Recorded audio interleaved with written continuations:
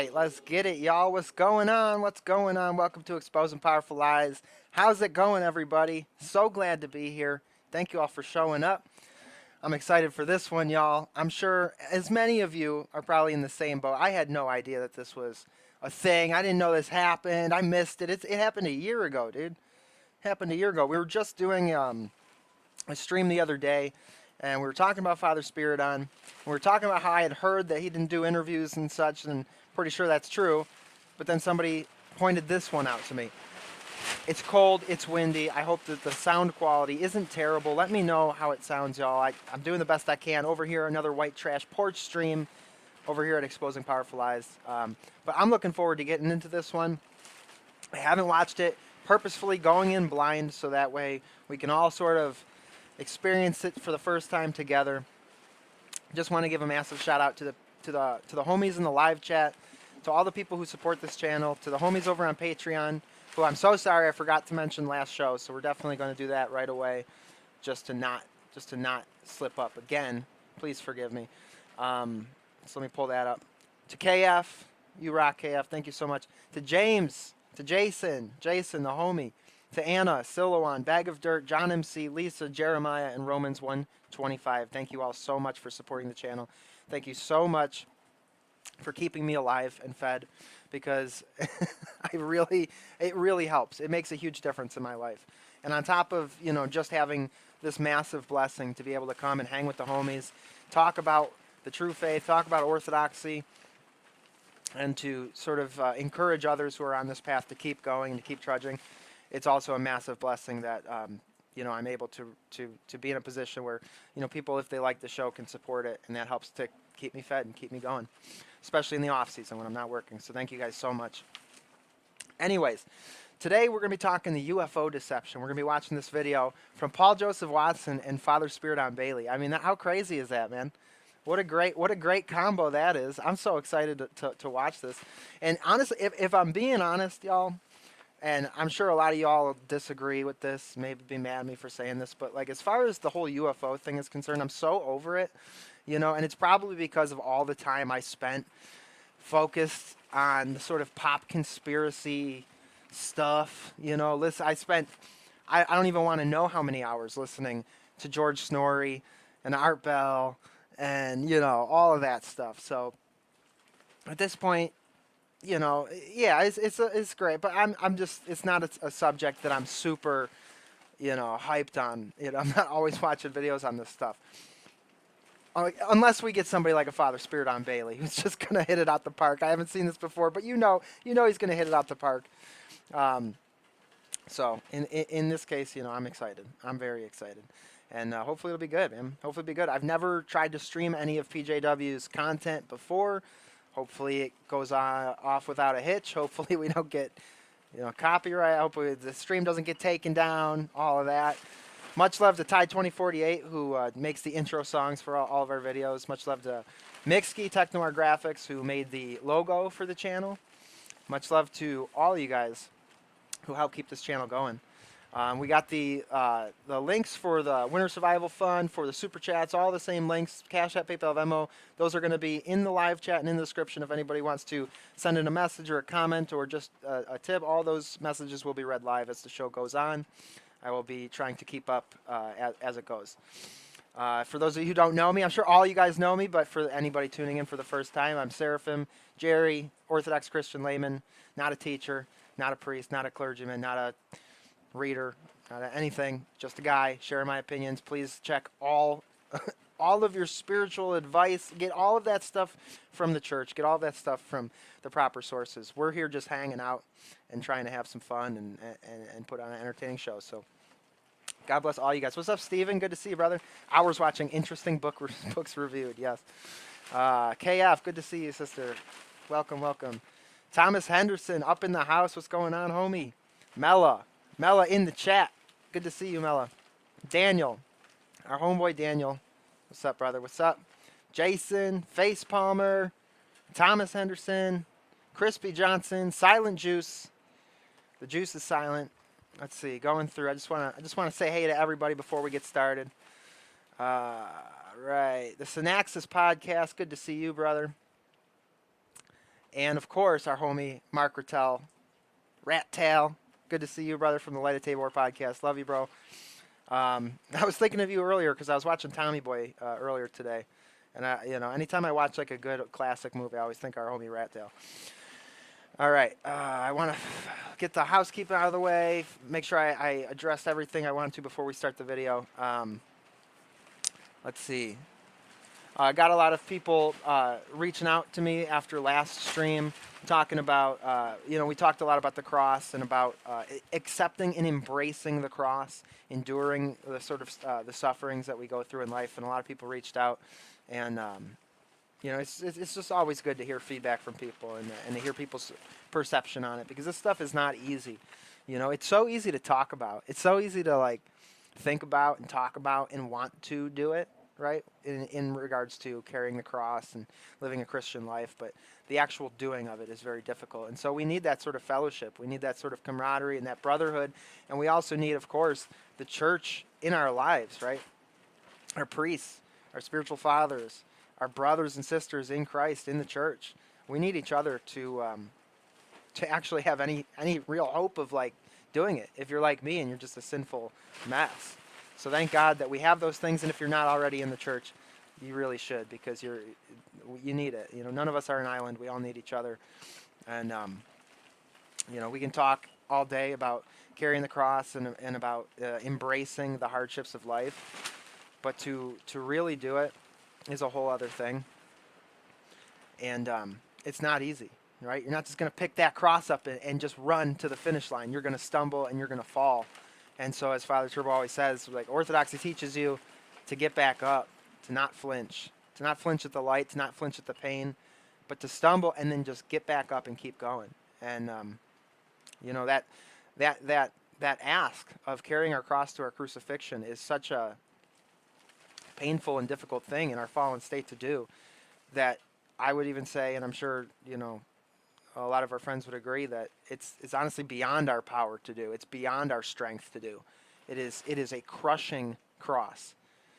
And it is Christ who gives us that strength. It's Christ who provides the strength to actually get through it.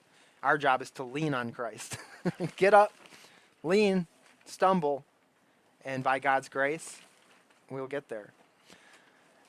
I think that's pretty much all I wanted to say in the beginning. I saw we got a $5 super chat from our homie Jason. Thank you so much, Jason. Seriously, thank you so much. I really appreciate you, brother. Without further ado, let's get into it. Dayjire, good to see you, homie. Good to see you. Yes, Tommy boy, I've been watching that. I've been watching a bunch of stuff like that lately. Love that stuff. All right, let's get into it. Let me share the screen. We're going to get started.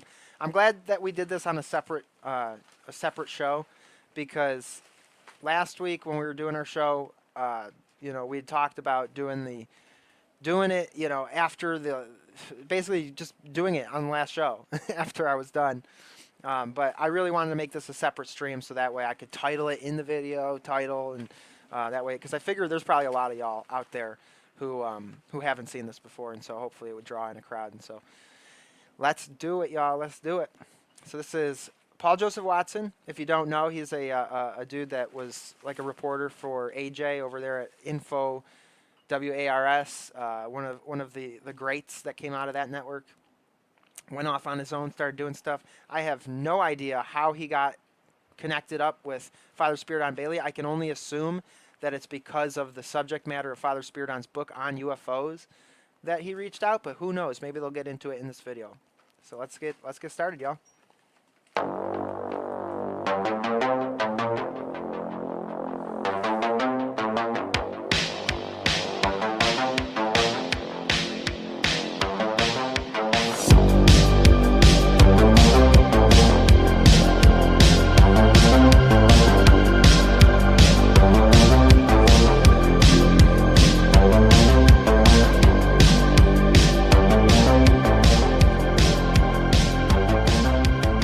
What is the true purpose and meaning behind UFOs? Why is their supposed extraterrestrial origin being promoted by the establishment? And could this all be part of a cover-up to hide the true reality that we are, in fact, seeing some form of demonic manifestation? And I'm joined by Father Spyridon Bailey. Delighted to have you here, Father. It's really good to have you on. It's very good to see you. Nice to be here. Thank you. Now, obviously, you're a prolific author and YouTuber. I encourage everyone to go and check out your channel on YouTube for a variety of different topics. But your latest book is called The UFO Deception. Got it right here, and that will be the subject of our discussion today. Now, before we get into the true reality, the purpose behind UFOs, behind so-called alien visitation, you start the book with a story about how your wife saw a UFO in Rotherham, actually, near Sheffield, where I used to live, where I was brought up. Tell us what happened during that UFO sighting. Yes, this was back in 1978. My wife, who I've been married to now for 32 years, she was then a teenager traveling with her parents to a New Year's party. And they saw initially a light in the distance across the fields. They were on a stretch of road where there weren't many houses, so they could see this thing very clearly. Her dad started joking about it being some kind of UFO. But then as it got closer, they all got very quiet, and it actually drew alongside them, the other side of the hedge in the air.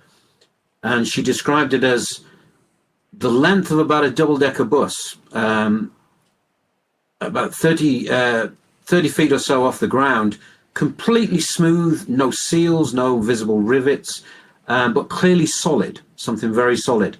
And I just wanted to stop it real quick and let you guys know I forgot to mention Father Spyridon Bailey recently had open heart surgery, and so that was another reason why I wanted to do this video, is just to keep him in the front of our minds, to remind ourselves to pray for him, pray for his recovery.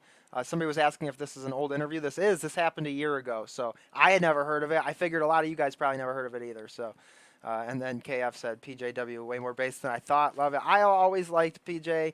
I always liked his stuff. But, you know, I was expecting when I did this for at least one person to show up and be like, he's a shill. You know, you always get that. No matter who it is. He's a shill, bro. No, he doesn't have this opinion, right? He doesn't have. and it's just a shame, and it's really dangerous that this is how we tend to think as people. Um, we're very quick to love people because they have an opinion that we agree with, and then that person's like they're the best in your mind, and then as soon as you hear something they don't, then it flips over and they're a shill, and they're controlled opposition, and they're this and they're that. And we deal with that a lot being on the internet and dealing with randos and strangers and stuff, and people commenting and stuff. So I'm surprised nobody's doing that yet. Shill confirmed, dude. He's New World Order. But yeah, I always love PJW. And as it had moved through the air, she described how it left a trail of light through the air that remained for some time. Now, this thing remained still. It drew close to them and then stayed there. And almost disbelieving her own eyes, she described to me how she looked at her parents and actually questioned them and said, "Are you seeing this? Are you seeing this?" And they nodded and said yes. And then her dad was about to get out of the car, and they stopped him, and he sat still. And then this thing just slowly began to move away, constantly maintaining a kind of fixed distance above the ground, and then it shot off at incredible speed.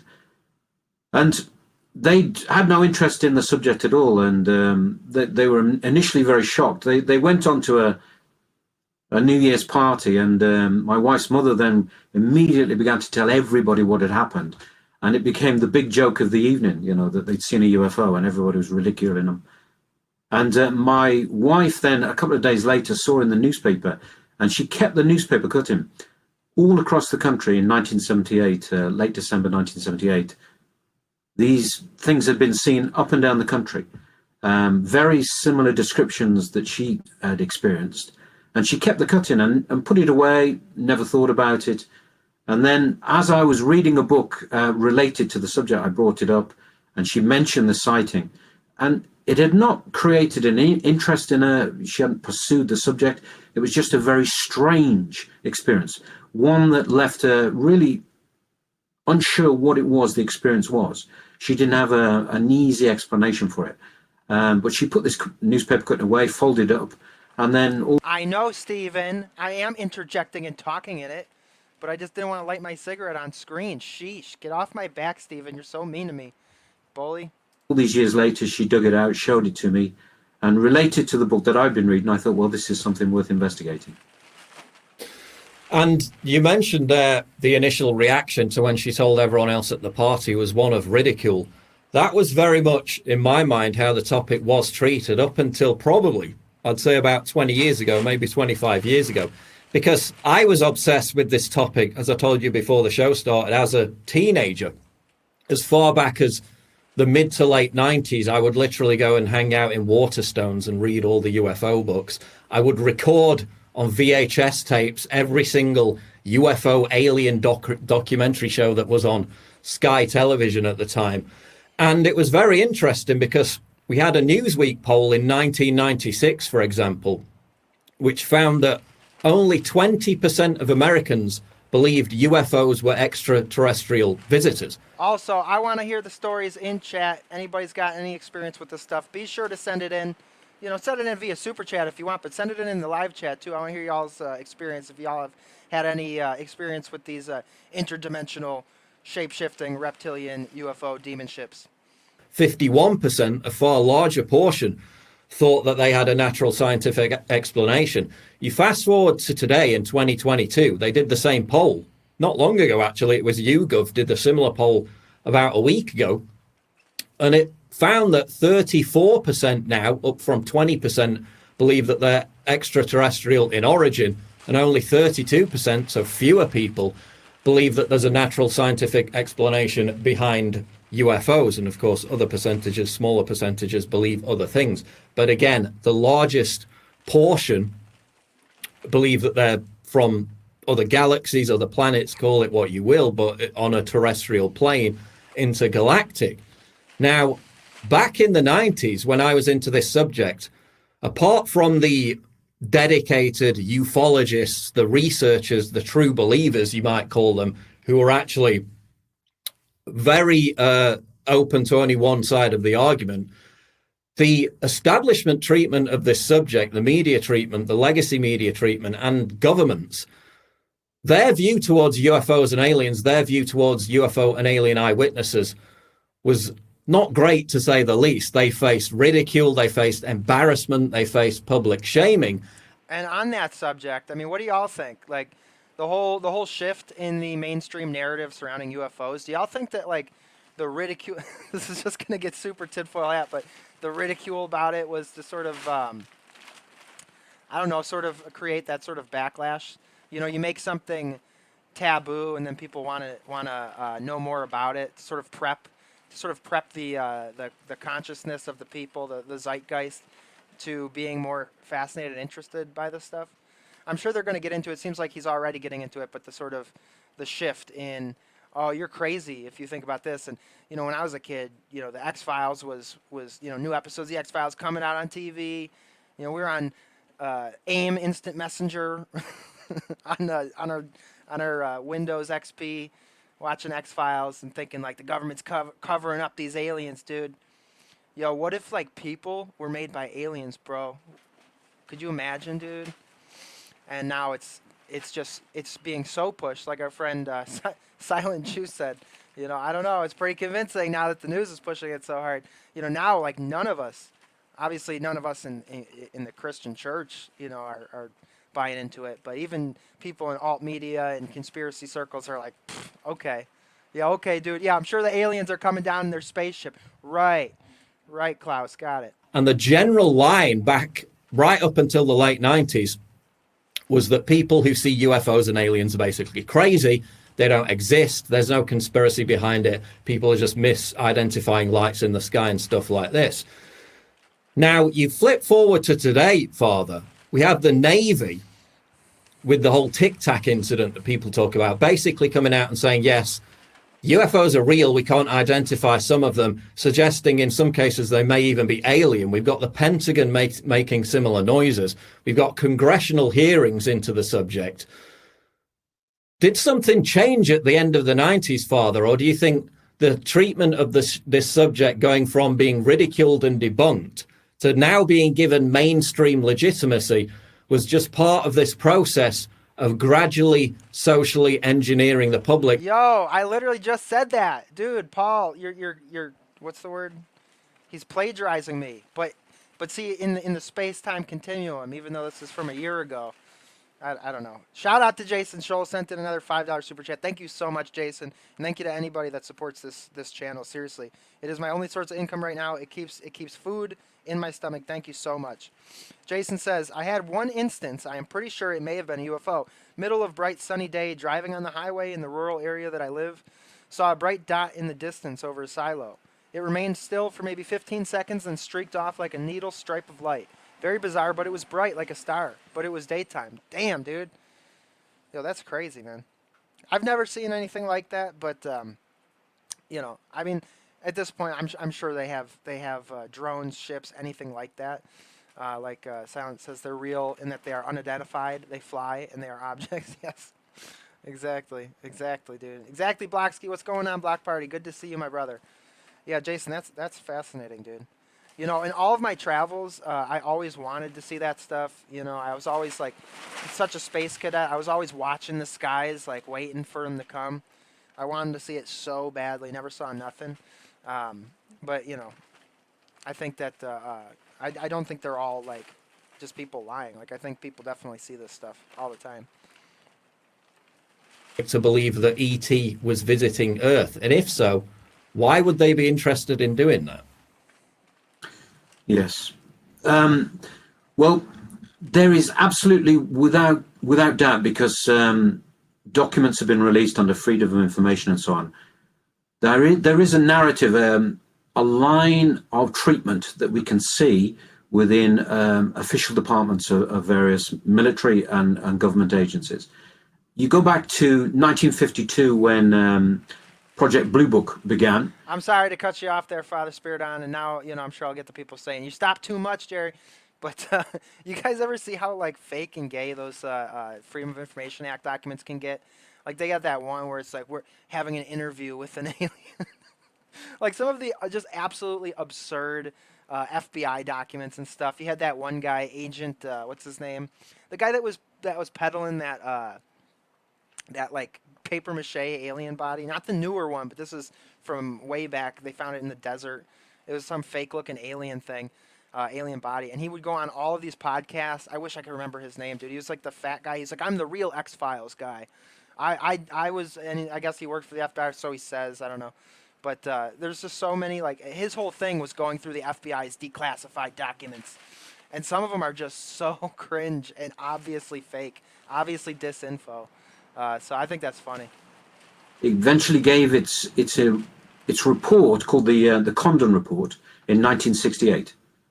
Now, members of that project have since said they were advised Thank you, John. to choose the least representative or least realistic and believable cases to present, to promote. The CIA involvement was revealed to have shown that they included the media.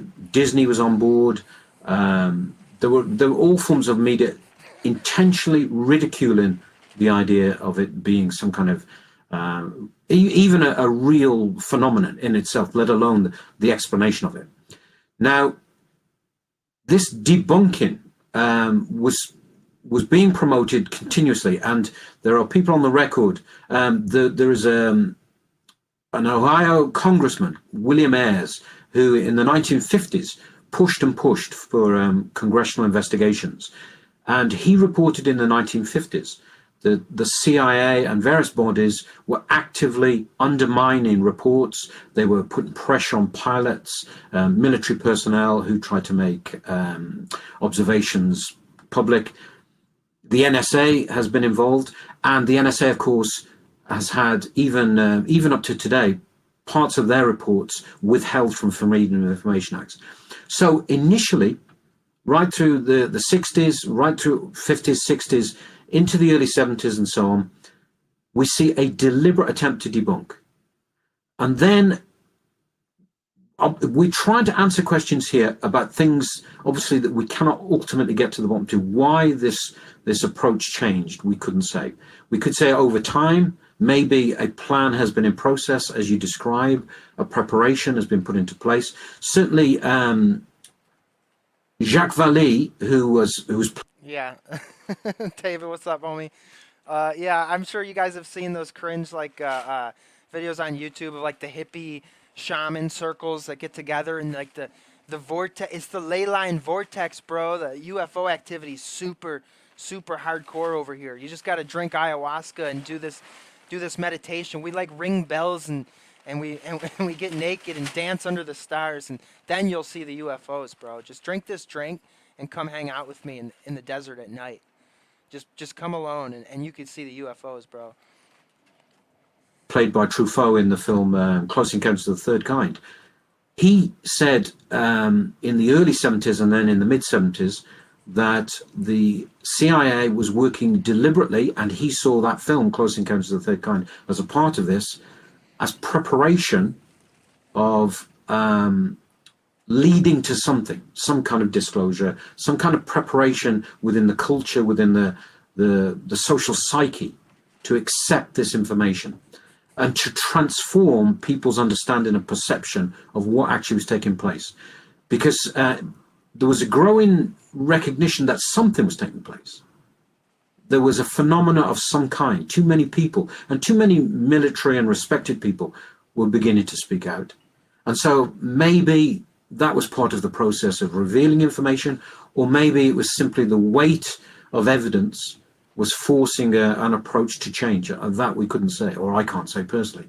But certainly by the... Probably a little bit of both, right? You probably had the sort of useful idiots that are fed disinfo, and then, you know, then the types that are just totally fake, totally liars, and then, you know, and then there's also, of course, the possibility of actual military aircraft being involved. And the mid-70s, there'd been a change, and the use of particularly Hollywood television series, the promotion of the idea of the visitation of extraterrestrials and so on.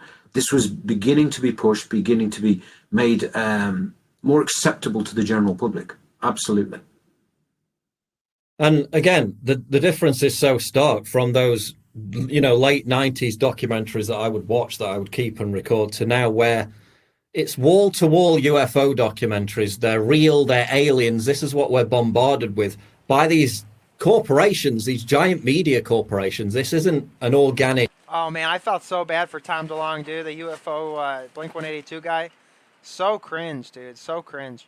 And they raised millions of dollars. They're like, we're gonna do it. We're gonna bring disclosure right now. 5 years later, 6 years later, it's like, what happened to those guys, man? They just took the money and ran. What's up, Randy? Good to see you, brother. Randy sent in a $2 super chat. Thank you so much, dude. Seriously, thank you so much. That really, really helps. I really appreciate it, brother. Jason says, I stargaze most every night for at least 10 or 15 minutes because I live in the middle of nowhere, so there's zero light pollution at night. It's a beautiful thing, the sky at night. It really is, man. Oh, man, that's one thing I really miss about traveling, is getting to get out there into the mountains or just out in the rural area and seeing what the sky actually looks like. Grassroots narrative that we're hearing. This is what's being imposed on us from above. You've got someone like Bob Lazar, for example, who was one of these guys who claimed to work at Area 51 on alien technology. He went from, in the late 80s, being this guy who was persecuted. He lost his job. He was ridiculed. He was harassed by so-called government agents. Now, he's got his own Netflix movie about him. He's on Joe Rogan's podcast. These people, in many cases, can get fame out of this. You mentioned the pilots. Decades ago, they wouldn't report UFO sightings because they were threatened that they'd lose their jobs. Now, many of them are keen to do so because in some cases they can become online celebrities at least for a brief time, or they can, make coin out of it. Then we've got the question itself, which you cover in the book about, are we alone in the universe? All this technology we've sent into the cosmos, and bear in mind, this is as UFOs, an extraterrestrial origin, is being promoted more and more, and yet we seem to have less and less evidence that suggests that they are coming from elsewhere in the galaxy. All the radio signals, all the probes we've sent out, presumably all the signals and probes that have been sent in our direction, if there are these intergalactic species.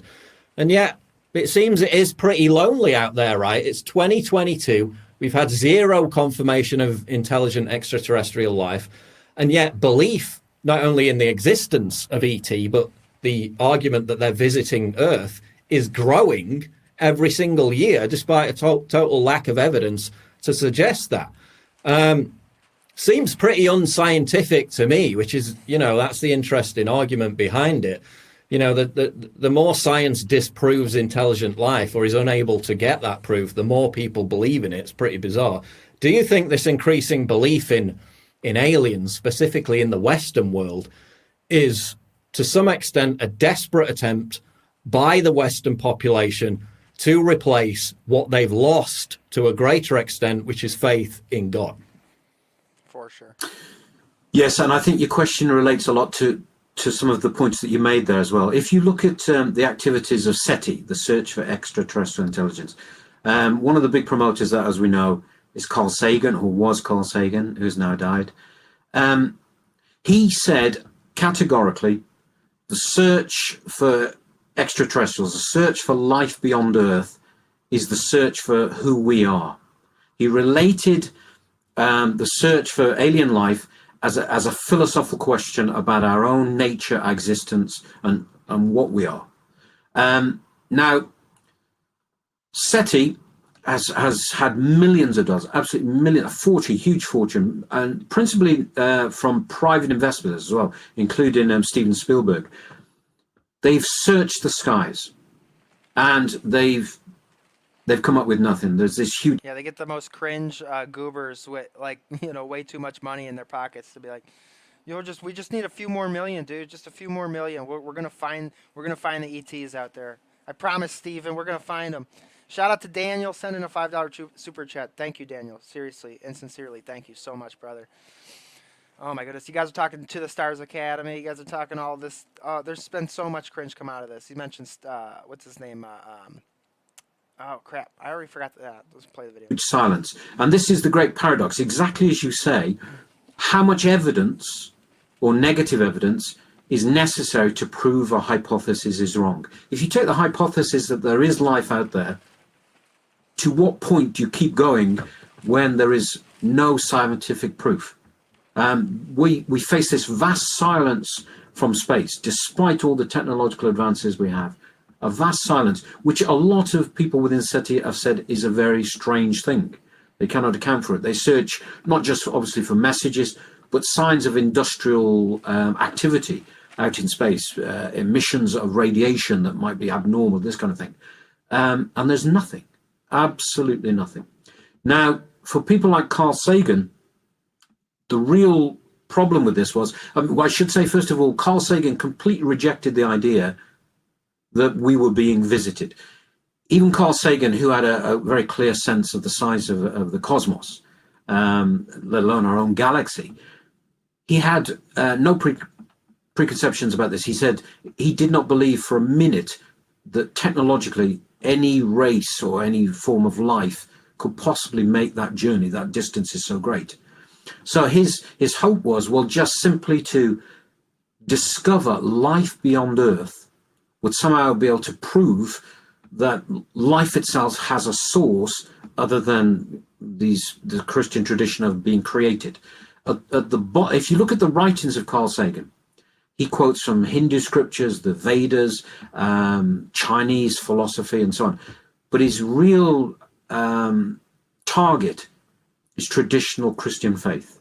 Of course. Clearly detested it. Of course, and why, right? Why are people so desperate to crush Christ, to wipe that truth off the table, because it's such a convicting truth. It's such a convicting light, and it calls us to repentance, which is the single hardest thing for a fallen person to do.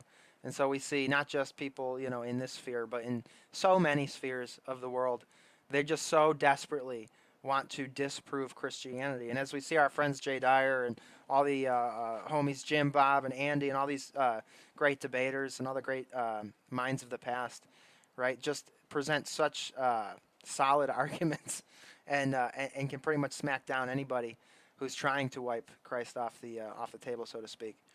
And man, it just sticks in these guys' craws. Man, they really want to find UFO alien daddy, so that they can just be degenerate coomers, and they can't get it, man. They can't get it, and so now they want to create it with holograms and with fuzzy videotapes and with their CIA stooges and plants go on national TV and tell you about how the aliens are coming, just to sort of promote that mind virus, spread that degeneracy. In fact, he goes to great lengths to mock it at times, very openly. And there is clearly a philosophy, a desire to give an account for life on Earth beyond it being created. Now, I don't want to get into, unless you're happy to, but I don't want to get into the issue of evolution as such, because I realize that's a completely different subject. But the idea that if life is nothing more than an accidental mixture of chemicals, and although, of course, there isn't a scientist on Earth who can account for how even the strangest and most unusual mix of chemicals and forces can produce life itself. It isn't something we can account for. But if we can say, look, life exists elsewhere in whatever form, then the philosophical argument then that, oh, well, it is a random event that just happened to be here. And so for Carl Sagan, it was about removing the specialness of Earth. Time and again, he referred to the Earth as this small blue point in space of nothing of consequence. When the Voyager spacecraft was turned and photographed Earth from this huge distance, the furthest point that the Earth had been photographed from before, and it appeared as this pale blue dot, as Carl Sagan described it, he almost leapt for joy that he could reduce the planet Earth to this little insignificant corner of the universe, as he described it.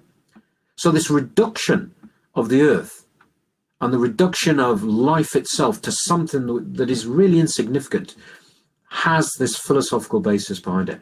Now, the second part of what you're saying, I completely agree with. We are living at a time when, particularly since I would say the mid-60s to the mid-70s, there's been a growth in what many people refer to as spiritual inquiry, particularly what we would call the New Age, I suppose. New Age beliefs, New Age ideas. people be far more receptive to ideas of meditation and yoga and various Hindu practices. So And yet with somehow they can only find the most goofy, silly, stupid people to be their gurus and leaders. I just saw Jim Bob post the other day this like screenshot from this guy, the Wizard Academy or whatever it was called. It was like the most goofy ass, California surfer dude, 10th grader level argumentation. Just posting these cringe memes, anti-religion memes, anti-Christian memes. It's so funny. All the people that push that New Age stuff, it's just they can't help but be doofuses. And I'm sorry, forgive me. I'm not trying to be insulting, but it's true. I mean, like the most doofus level stuff. It's really funny. It's great when you find people who are so unaware of how ironic their words are. And I mean, I can't judge. I was the same way, and I'm cringe in my own way still. So, no judgment here, but it is funny. It is hilarious, and it's a good show.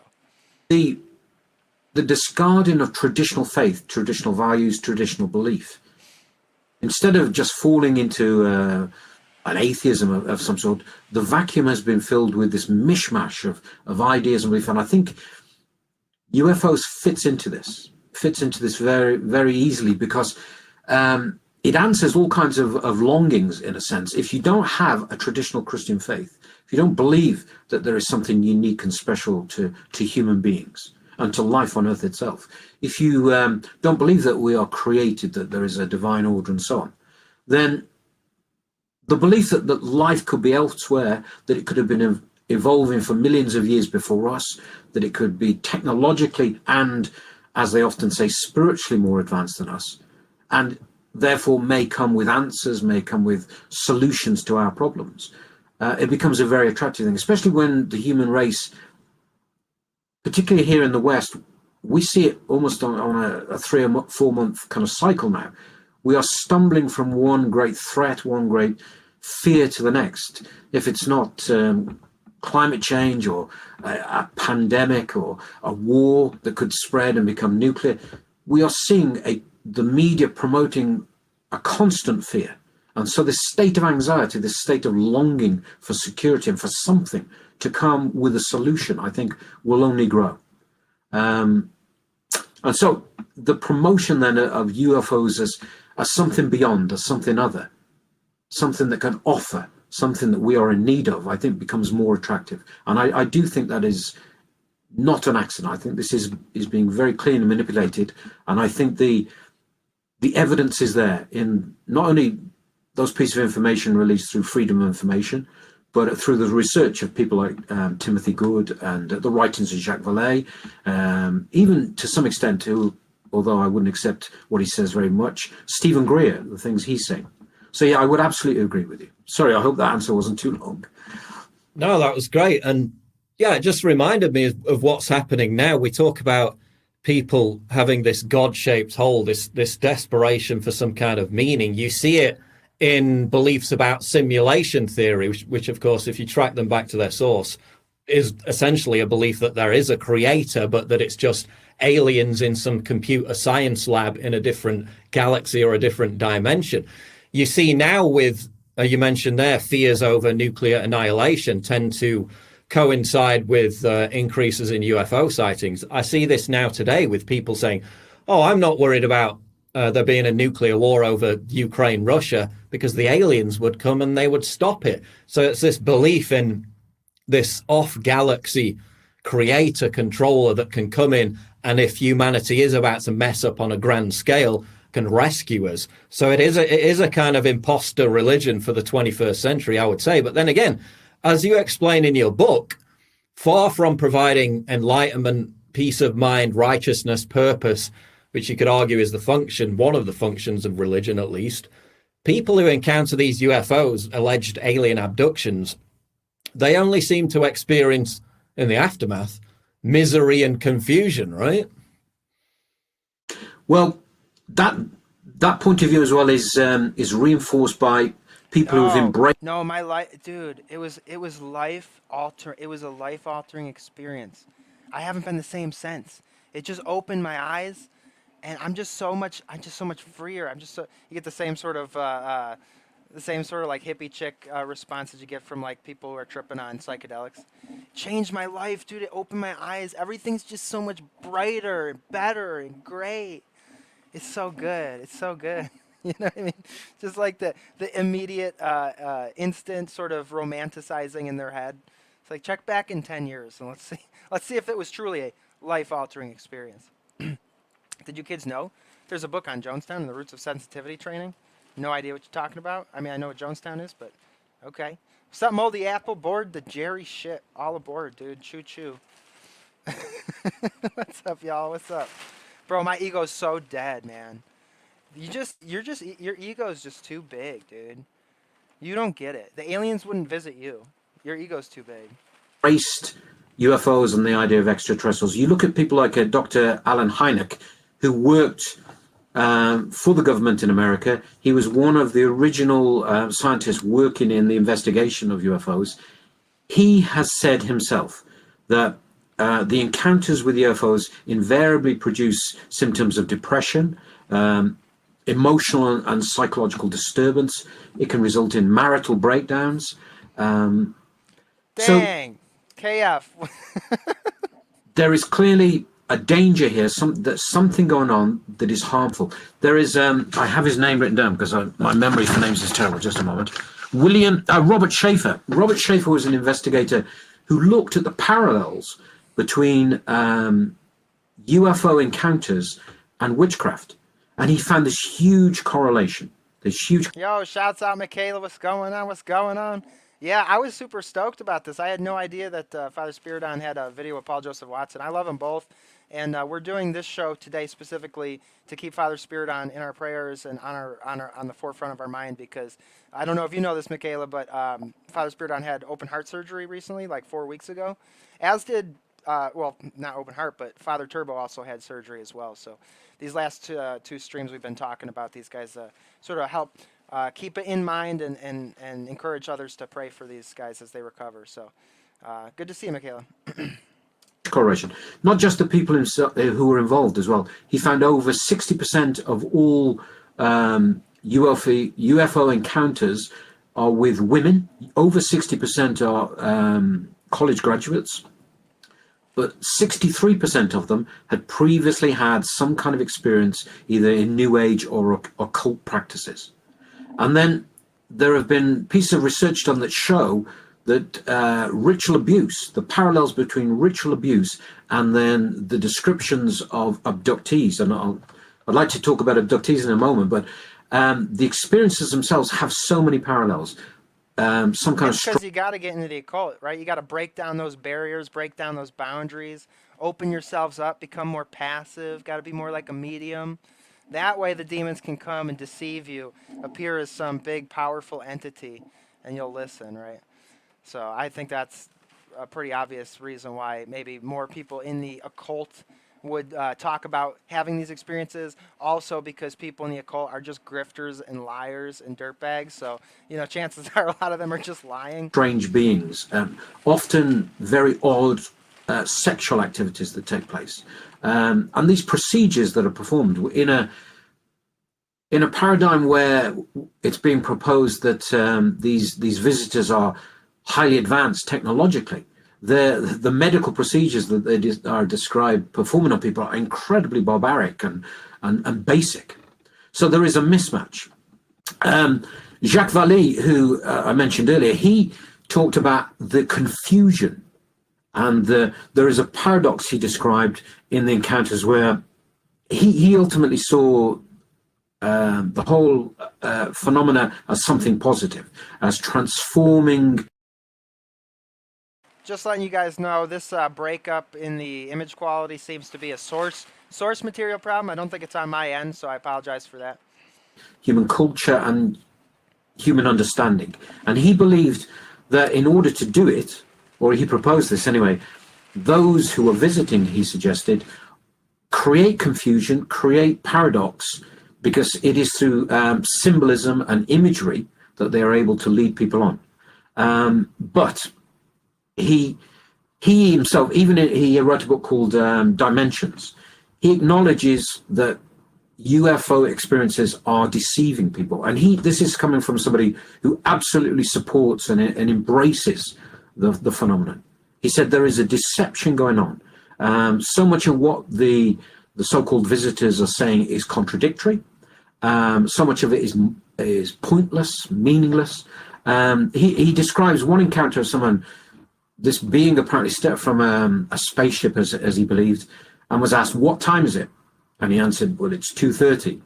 And the being said, "No, it is 4 o'clock," and stared at him very meaningfully. And Being said, time is a flat circle. It's all an illusion, bro. off he went.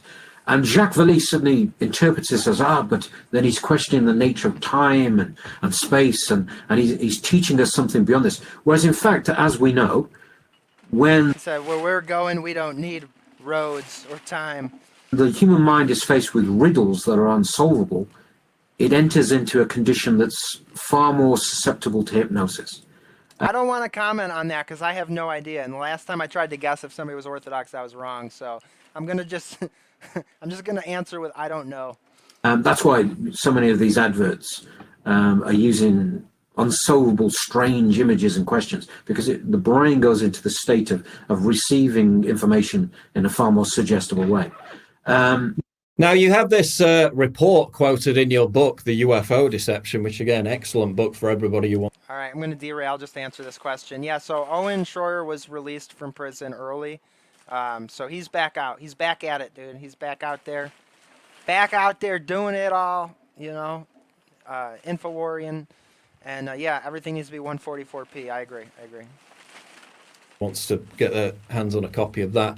From the Library of Congress for the U.S. Air Force, and this is in your book, the U.S. Air Force Office of Scientific Research report says, quote, "Many of the UFO reports now being published in the popular press recount alleged incidents that are strikingly similar to demonic possession and psychic phenomena which have long been known to theologians." And then from your book, you summarize this, quote, "Where once the demons presented themselves as angels, now in a culture that has lost its connection with the Christian faith, they take on the form of extraterrestrials." Finishing up your comments about alien abduction, and then just give us a brief overview of the Orthodox Church's stance on what UFOs and aliens truly represent in the context of that demonic manifestation. Right. Well, if we look at the writings of the early church fathers, and also in lots of the liturgies and services for the burials and passing of the dead and so on, we see reference to the aerial realms. And the aerial realms is that space. It's literally that space above us. We could say the skies and the heavens and so on. And in traditional Christianity, this is the location of the demonic presence. And we have lots of saints. You can go to the work of St. John Chrysostom, St. John Cassian, St. Athanasius. Lots of saints. I think this is an exception, Jacob. Refer to the demonic presence in the aerial realms. This is their location. Now, when we talk about the demons, we're talking about beings that are not strictly spirit in the sense that God is. Christianity teaches only God is truly spirit, but they are of a less density than we are. So they're not contained by the material realm as we are. So they are able to move far more quickly from one place to another and so on. And they, as the scriptures say, and as many saints have confirmed, they can take on the form even of an angel of light, we're told, and warned. So they can appear in any form and they can interact physically. And this is the case also for angels. We should just remember this, that when the angels appeared to Abraham, he thought they were normal men and they ate and they drank with him. They had what he perceived as a physical presence. Now, some people who argue that... Sorry to cut you off, Father Spyridon, but I thought it was a good point. How he talked about how, you know, what used to be perceived as angels, you know, now they can sort of manifest as extraterrestrials. We talk about all the time how the devil and the demons are going to use whatever works. You know, whatever works on you. If they need to appear to you as a tiger spirit in the jungles of Peru, you know, let me in, they're going to do it. If they got to appear to you as your dead grandma, you know, when you're using a Ouija board or whatever, they'll appear. I'm your grandma, bro. Seriously, dude. No, seriously, bro, I'm like an alien. Trust me. Well, UFOs can't be this because they leave kind of physical impact on the ground or they have some physical effect. Well, this is certainly not discounted by this, because demonic forces and even angels have been known to do this.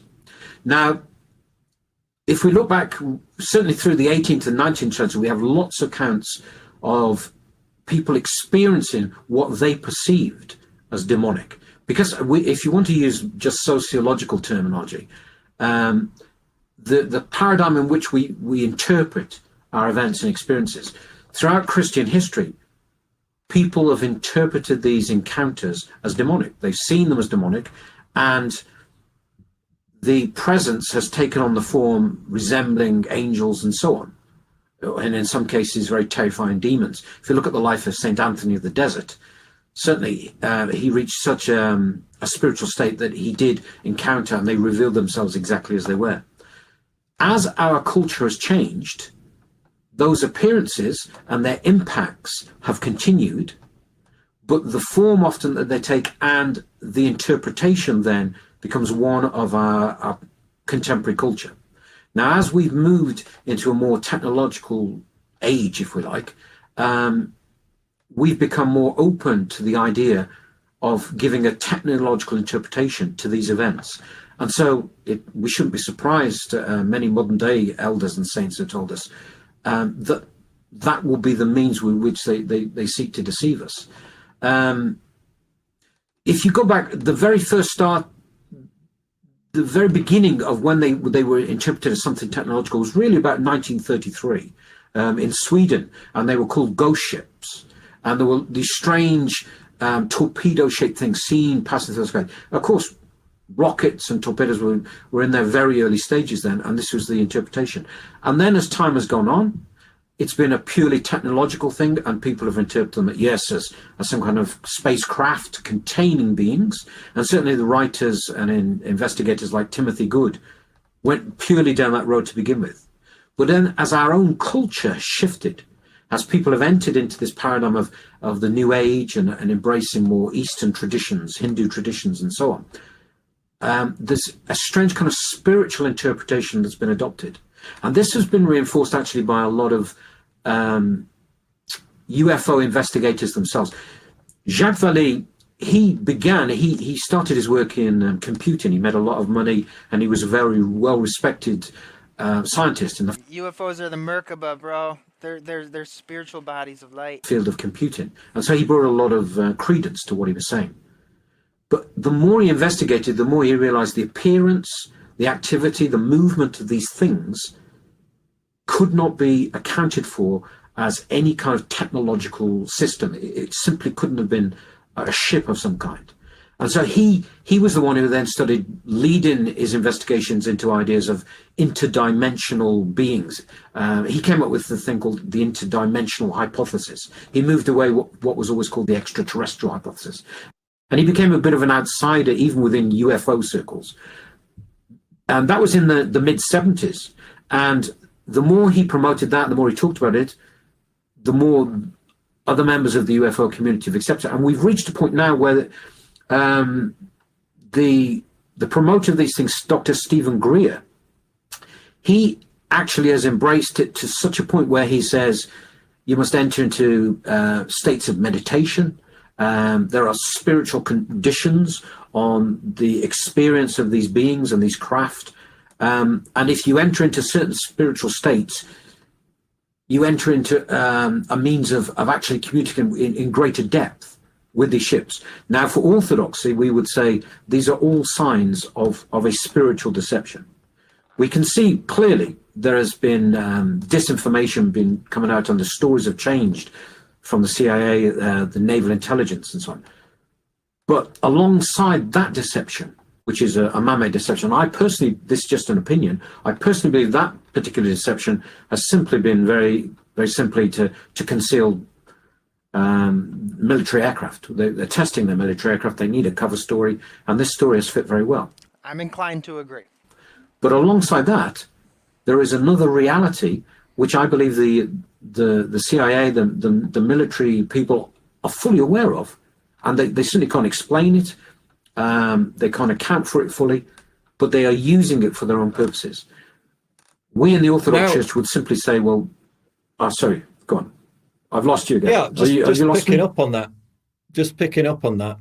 Yeah, the recording's fine, actually. It's going to continue recording at my end, so don't worry about it. It should be fine.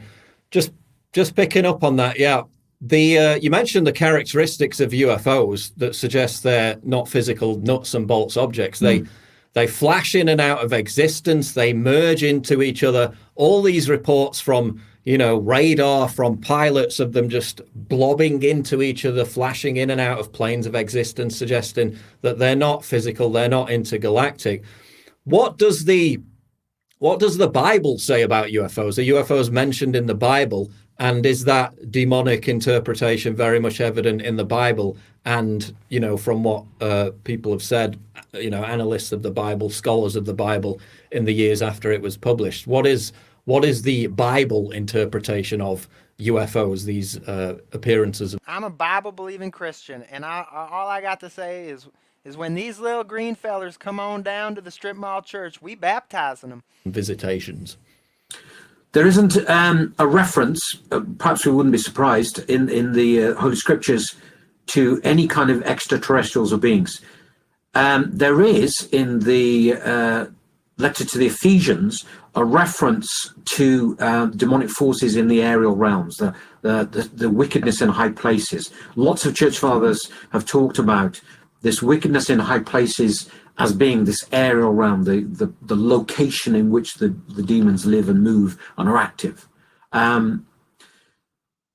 There are accounts, even from the very first and second centuries of the Christian church, of people having experiences of the effects of demonic presence, which have direct parallels with things people describe through UFO encounters. The effects of loss of time, the sudden movement from one place to another, intense lights, all of these characteristics that people today from our culture would immediately interpret as a UFO, we see there in the very early church.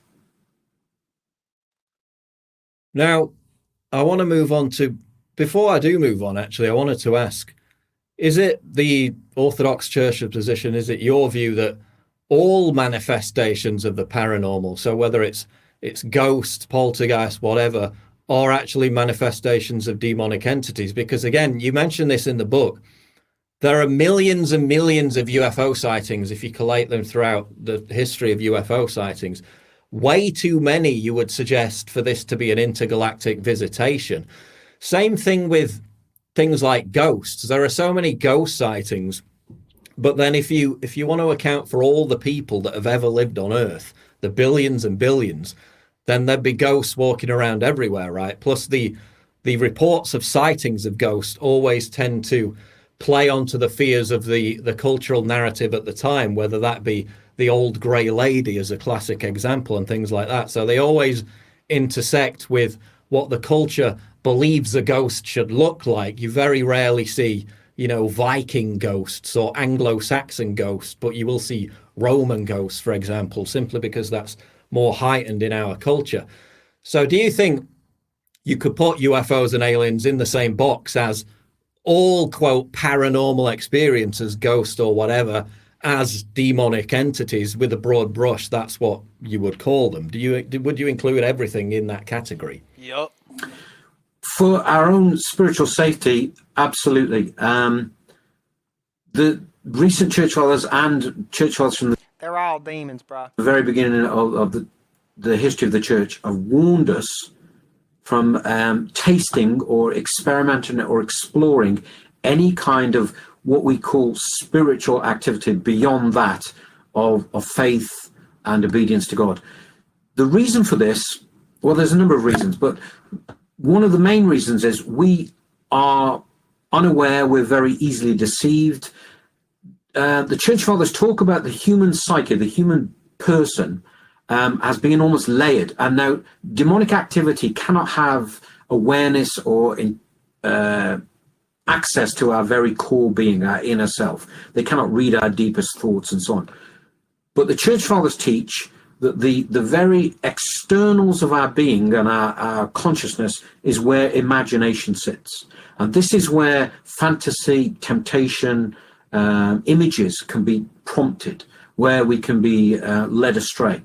Which is why in Orthodox tradition we say even the use of imagination in prayer is very dangerous.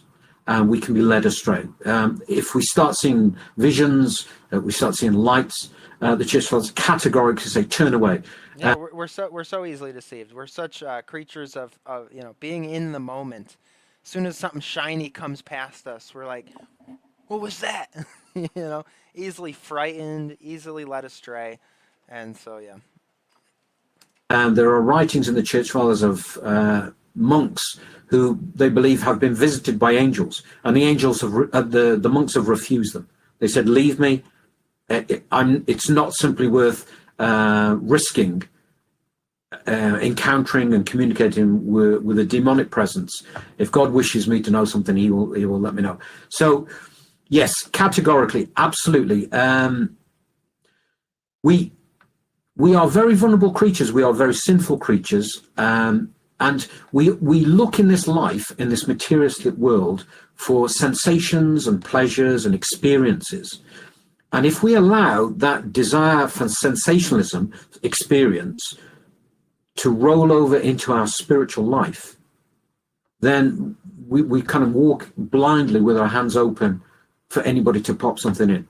And the demons will rush to fill our hands and fill us with experiences. And it's amazing because like all these pagan religions and all of these new age practices are all about making yourself open and passive, mediumship, take the drug, get all, opened up, right? Do the seance, open yourself up to the spirits.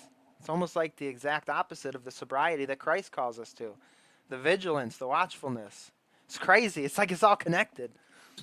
That is why the church fathers also say something that apparently seems good. The demons can mimic miracles, they can mimic healings, all these kinds of things.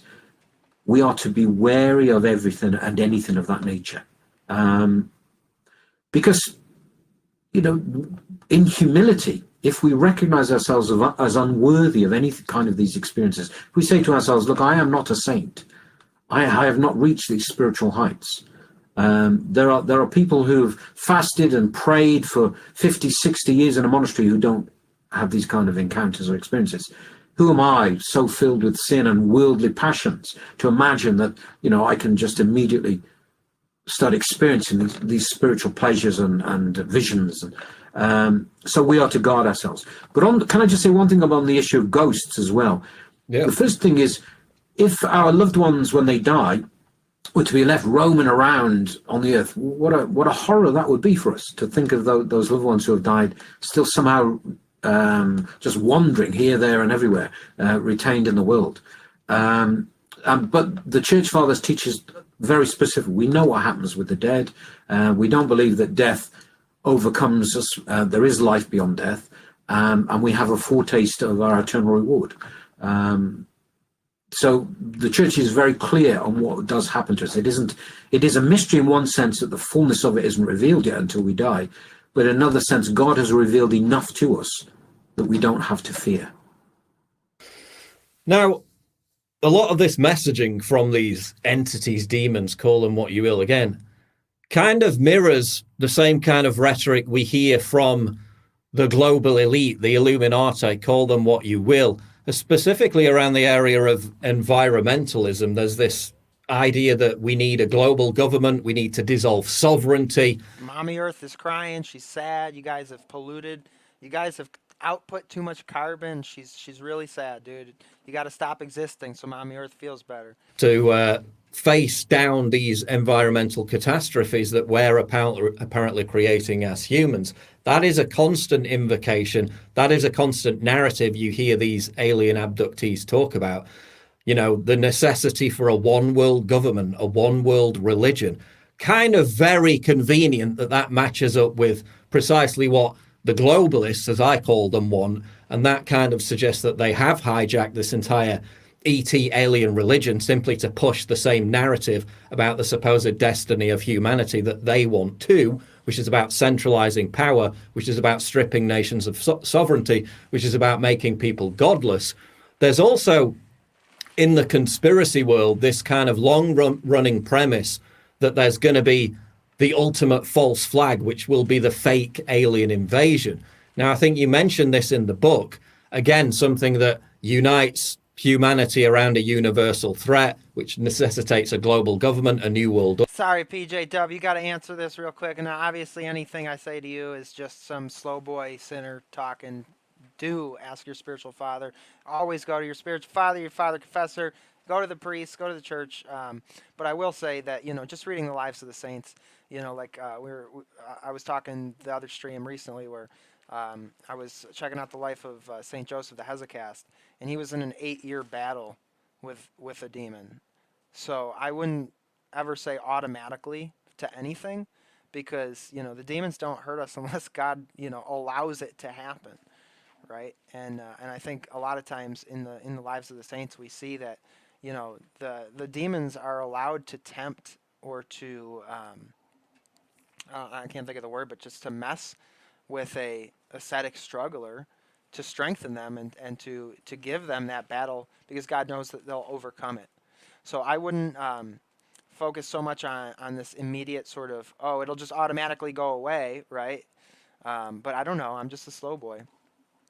But I would just say that the problem with that question is in the automatic thing, because we don't know God's will. Our job is to endure, right? To endure with the cross and to keep our faith in the hope of resurrection in Jesus Christ, so that we can endure. That's what I would say to that. But like I said, I don't know nothing. So. Order. Did you come across any information in your studies as to the likelihood of them pulling that stunt, that kind of fake hostile alien invasion?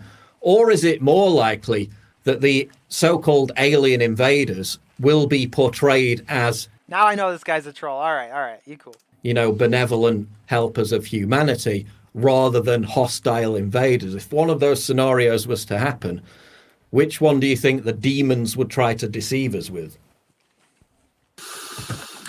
That's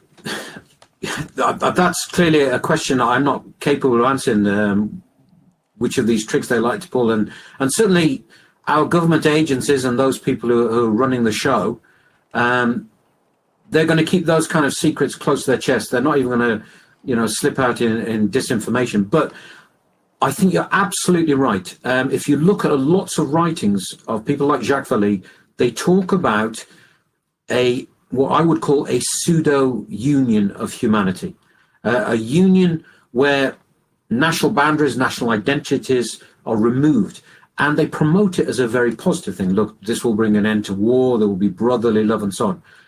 But from an Orthodox perspective, we would say this is a pseudo-union and a pseudo-harmony, a pseudo-brotherhood. Because unless it's based in truth, and we believe that the truth is faith in God and the shared doctrines of God, then it is not truth at all. It is not harmony. It is not union. There is no union outside of God, we believe. We can create things. As terrible as the communists were, and believe me, the church in Russia knows only too well how terrible the communists were. There were people involved in that who believed that they were trying to organize some kind of utopia on earth. I'm sure they can't have all been 100% absolutely evil in their intention. But we see manifestly when human beings try to organize populations around social construction, when governments try to take control in that way, when we remove freedom from human beings, it always ends in disaster and often genocide. The control that we are seeing promoted through this globalism, I think is a massive threat. Now, I think the alien and the UFO, whether it be as friends or foe, potential appearance, whether it happens or not, whether they decide to go down a different road, who knows? But if they promote this idea, I think the end game of globalism and the end game of a one world government is absolutely what we should expect. We do believe, if we look at history, things like the French Revolution, although it had ended by the time he came into power, the philosophy, the intention was personified in Napoleon. We see Nazism personified in Hitler. All these movements, these social and political movements throughout history, have a leader, a figurehead. Globalism will have a figurehead. Christianity believes that there will be a man who is so given over to evil that he embodies evil itself. He will not be Satan, but he will be Satan's man. He will be the Antichrist. And globalism will need a figurehead like every social movement. And we shouldn't be surprised if globalism itself is personified in the Antichrist. When and how long we've got to wait for that, if it's 20 years, 50 years, 100 years, clearly we don't know. But that makes absolute sense, and it's in line both with Holy Scriptures and the teachings of the Church Fathers. Now, moving on to an overlapping topic, I would suggest, because the Vatican has promoted, specifically Pope Francis, environmentalism, global governance. I mean, I've made videos about Pope Francis, his comments about him wanting big tech to censor, quote, conspiracy theories, which is very dangerous. His comments about... Gee, I wonder why. Islamism, for example, after the Charlie Hebdo massacre, he rhetorically supported the terrorists, I would argue, by saying, well, if somebody was rude to your mother, then you'd attack them as well. He literally said comments to that effect. We have the Pope, the Vatican, promoting the mass migration of non-Christians into Christian nations. I believe that they're part of this global governance, this takeover, not Catholics in general, obviously, not the Catholic Church, but certain elements that have seized control of the Catholic Church and the Vatican. Has the Vatican also played a role in amplifying this extraterrestrial explanation behind UFOs and also a general acceptance that alien visitation is happening, that it's real, and that it's not demonic, that it's actually intergalactic, and we need to kind of work with it, not against it? Absolutely. In 2005, the head Vatican astronomer, Guy Consolmango, I think I pronounced it right, he said categorically that the Roman Catholic Church believes that extraterrestrial life will be encountered. And that was in 2005. And then more recently, Pope Francis himself, he was addressing the Pontifical Academy of Sciences. And he said, when the alien visitors, if they come, when they appear, we will baptize them and welcome them into the church. So the idea of life beyond this planet has absolutely been embraced by Roman Catholicism. Yeah, exactly, Jacob. I do want to give a shout out to our homie Thomas Henderson.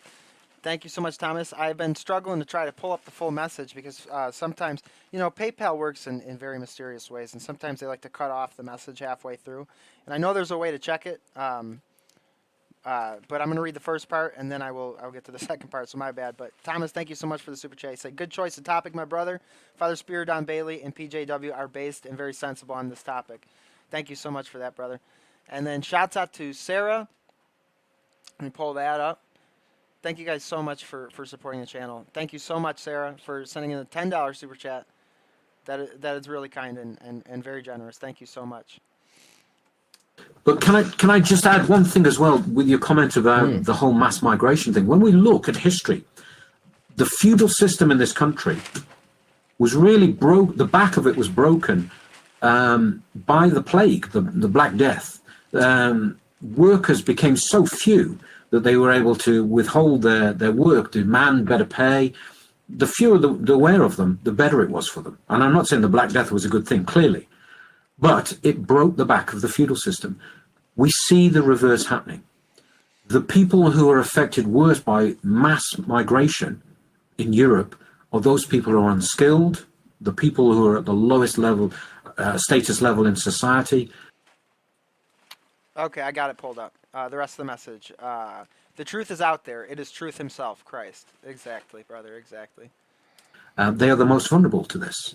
The people who benefit are those very wealthy industrialists, people who can move large numbers of people around, not have to pay long-term investment into them or pensions and so on. And they use them as fodder, work fodder, cheap labor.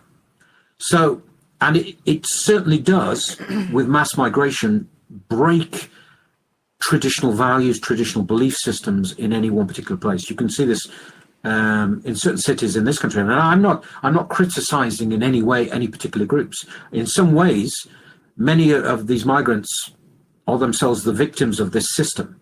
And I say to myself, if I was in their situation, I may well try to illegally get to another place. That is not to say it's a good thing. And I've actually said that same thing, so it's good to hear Father Spyridon say that, because we've talked about that before too, where it's like, yeah, it's obviously I'm not happy that not happy about the situation, but you know, I encounter people who get so angry over it and so filled with hate that they can lose sight of the fact that these are human beings. You know, I forget what stream we talked about that, but that was not too long ago that we were talking about that. You know, the people, you know, you watch certain content creators every day covering the news and stuff, and you see these videos of these hordes and hordes of people coming over, and it's, you know, it's an invasion, and it sucks, and it's a theft, you know. But at the same time, it's like, this isn't our home, you know. We're only passing through this world, and it would be better for us to lose our home, to be robbed, and to love those that rob us than to secure our home here at the expense of our love for our fellow man. You know, he who loses his life for my sake will find it, that sort of thing. I think it's having a terrible negative effect. But I'm not criticizing or attacking the individuals who are doing it. But when we see masses of young men, and predominantly this huge migration is young men, pouring into particular places because they meet a working need, or because a population is falling in that particular country, perhaps because of abortion, perhaps because of a lack of support of families and so on, then we can see that it is a political and it is an economic decision. That is not happening by accident. So I completely agree with you on that. Well, and it's the case is, as we saw in the UK, 4 out of 10 of the boat migrants who are arriving on the shores of England are from Albania, a country that isn't at war. They're not refugees in many cases. The vast majority are men.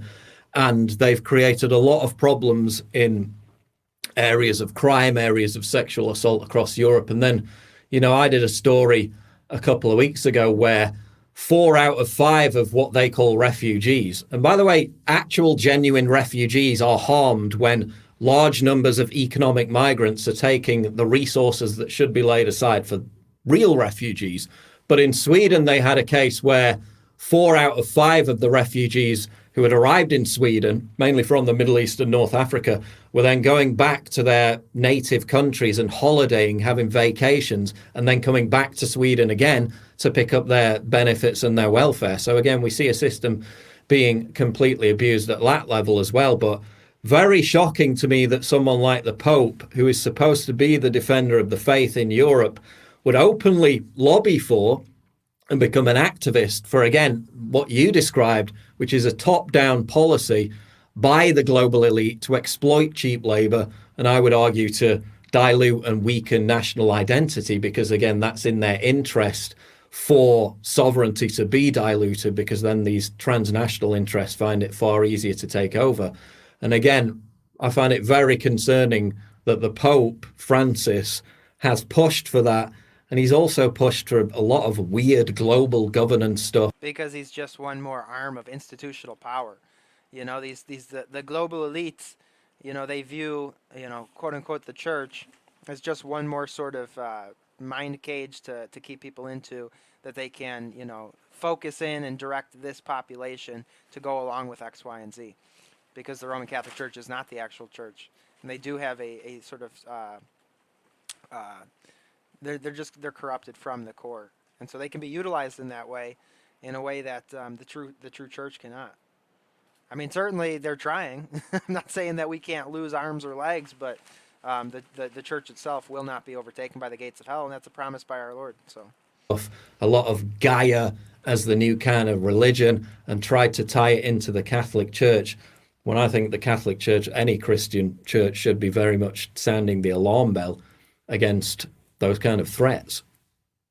I think also, as you described, the interests of these international bodies, for them, national identity is something of a stumbling block. They need to remove it.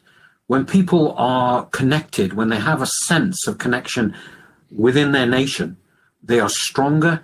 They have their own traditions. And as an Orthodox person, I would say our national character, our national identity, the culture and the way human beings are so different, and we are so different, and not better or worse than anyone else, but we each have this glimmer and this hint of something of humanity that can be very different in places, and of course a shared humanity. There's something very special and I think blessed about that, but it is being removed. It is being diluted completely and utterly and broken. Yeah, I'll land on that one.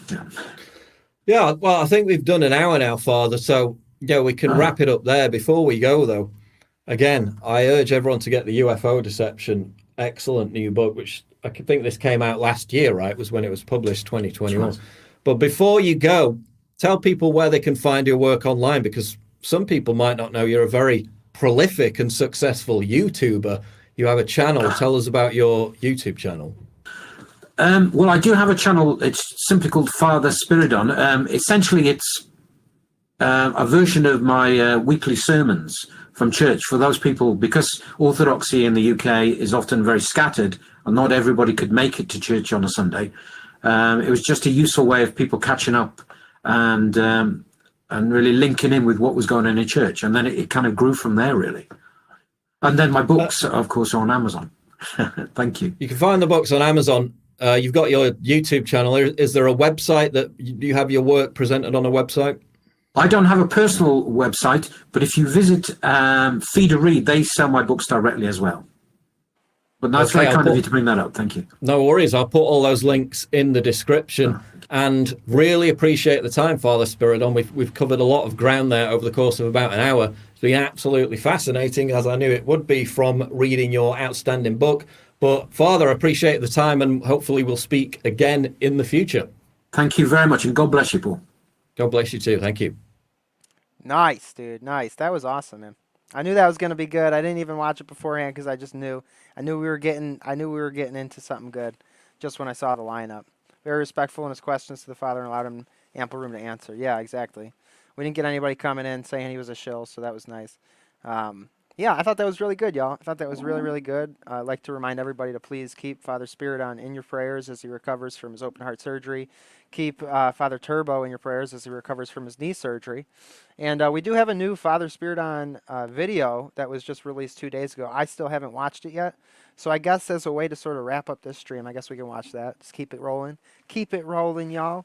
Everybody, thank you so much for being here. Thank you so much for offering me the chance to hang out and to chill with the homies. That's really the whole point of this channel. You know, I'm not an Orthodox life coach, as we saw the troll in the chat.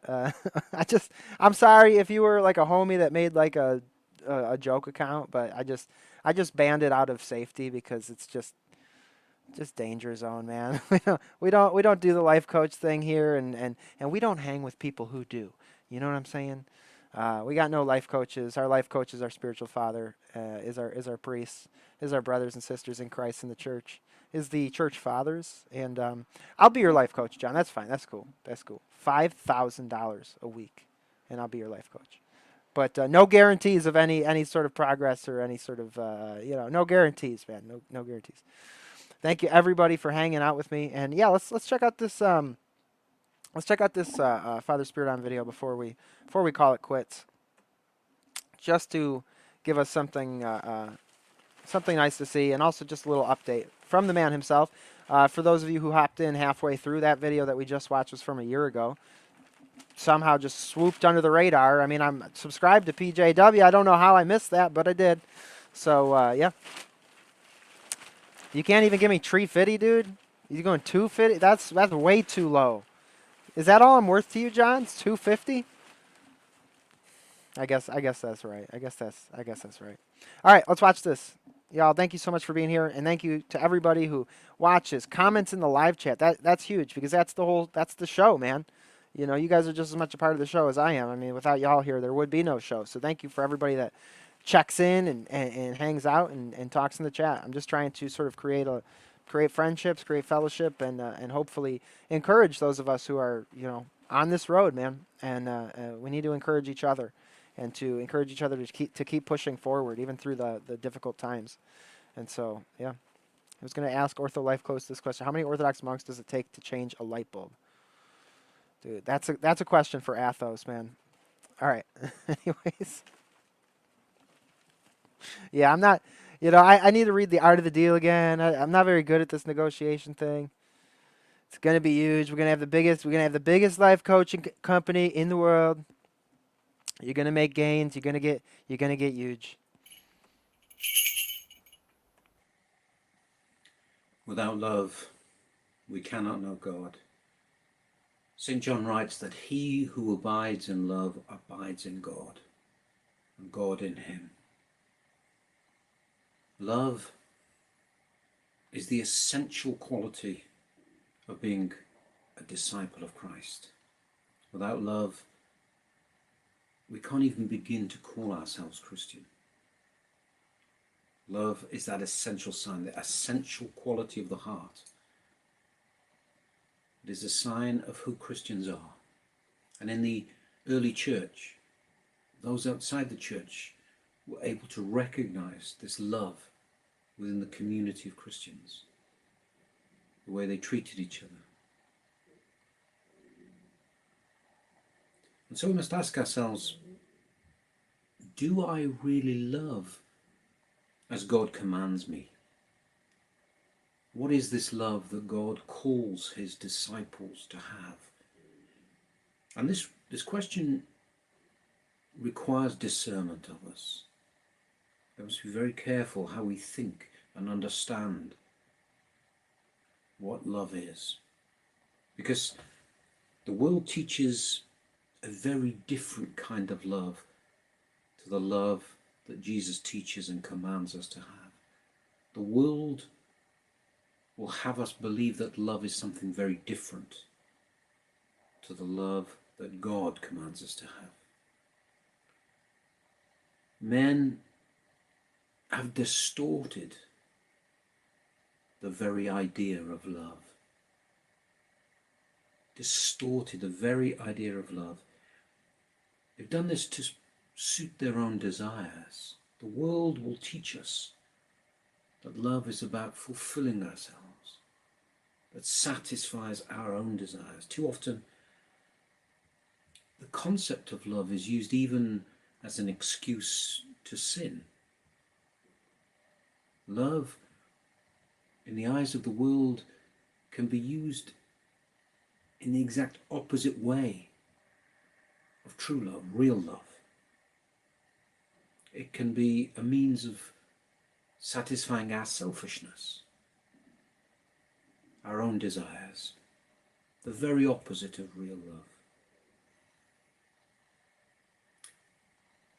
The love that Jesus taught and commands us to have is sacrificial. It requires something of us. It requires self-denial, self-giving. Love is not cheap or easy. And it certainly has nothing to do with a sense of contentment or a sense of fulfillment for ourselves. And if we seek these things, if these are the purpose, the motives for our actions, then we are without love. Elder Ephraim of Mount Athos and Arizona taught that love isn't even measured by what we give. It is not what we give, he says, but how we give. Think of the widow's penny. It is how we give. It is the condition of the heart. This is what God is concerned with. This is what God will judge. The condition of the heart as we give. St. Paul writes in 2 Corinthians that God loves a cheerful giver. It sounds such a throwaway, easy line. God loves a cheerful giver. That is the heart that is filled with mercy, the heart that is consumed with care for other people, is what God seeks in us. Not the reluctant giver, the heart that is cold and unloving, but performs these mechanical acts of giving as a necessity, as a requirement, but bristles and secretly wishes that it didn't have to give, that is filled with resentment at having to give.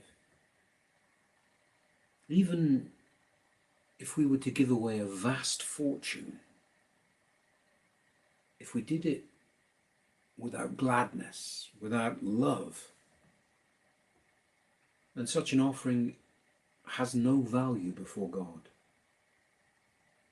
This is not how the world teaches us. It is not before God a matter of the ends justifying the means. Never. If the means by which we reach the end are not filled with love and holiness and obedience, then the ends are worthless. Worthless. No matter what the world will say the consequences are, we cannot achieve holy things by unholy means. It is the condition of the heart that God judges.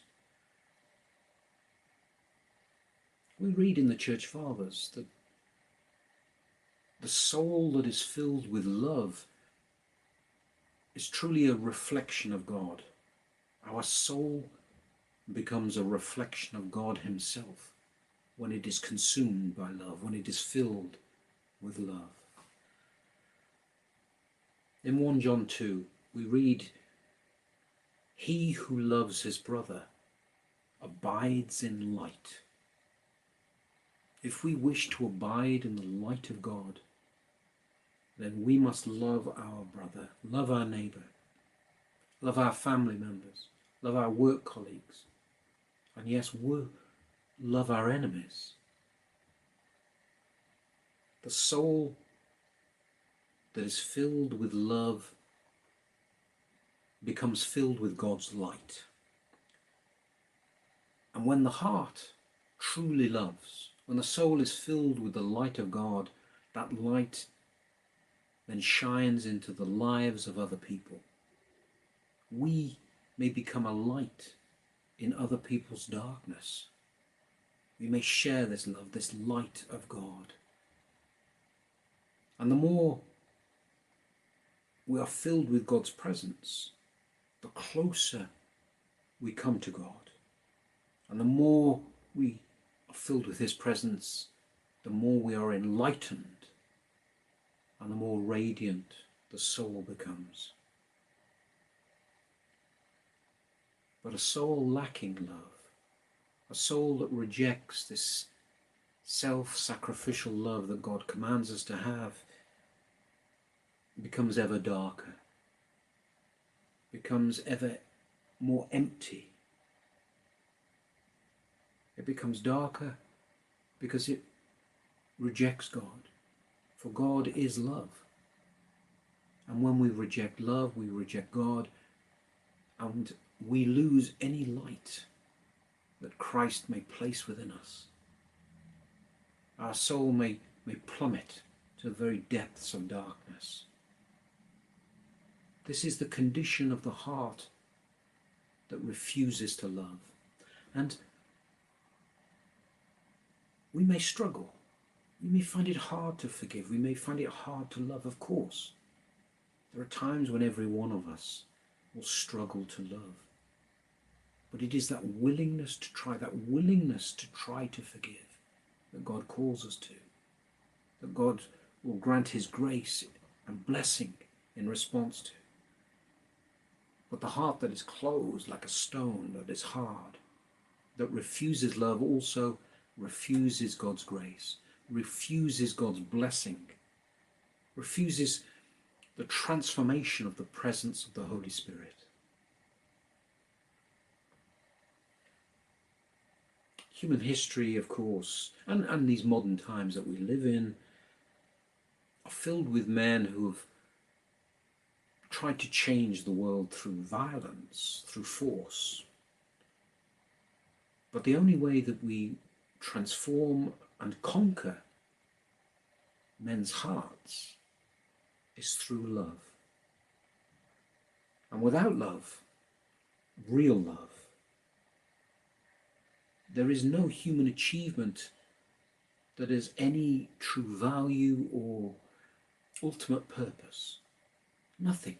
Nothing that we do in this life has any ultimate purpose if it is not performed in love.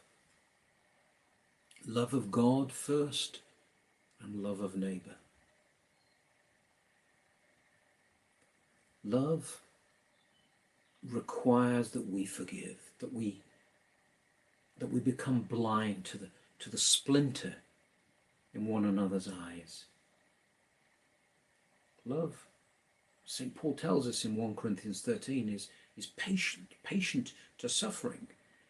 It doesn't seek itself, its own desires, its own fulfillment. And we who are Christians know that we are called to participate in spiritual warfare. This is the nature of our lives. And if we wish to be victors in every spiritual battle that we enter, and to be ultimately victors in the spiritual warfare, then we must learn to love. We must try to love. But we remember that love is always, always a crucified love. The love that God calls us to is a crucified love. It is the way of the cross. It demands sacrifice. And the sacrifice is a costly sacrifice. It is not cheap or easy. But God assures us, He promises us, that the soul that tries, that is willing to be filled with love, is honored with heavenly treasures. And the heart, the soul that bears love, is honored with these treasures. Yes, both in the next world, but also in this world through God's presence as He makes Himself known to the heart that loves.